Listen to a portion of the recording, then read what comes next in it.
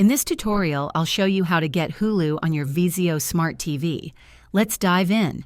Start by turning on your Vizio Smart TV and ensuring it's connected to the internet. Using your remote, navigate to the SmartCast home screen.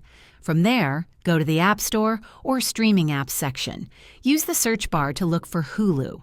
Once you find the Hulu app, select it and click Install or Add to Home to download the app. After installation, launch the Hulu app from your home screen or app list. Sign in with your existing Hulu account credentials. If you don't have an account yet, follow the prompts to create one and subscribe to a Hulu plan. Once logged in, you're ready to start streaming your favorite shows and movies. For the best experience, ensure your Vizio TV's firmware and the Hulu app are updated regularly. If this video helped you, please like and subscribe for more tips. Thanks for watching and enjoy Hulu on your Vizio Smart TV.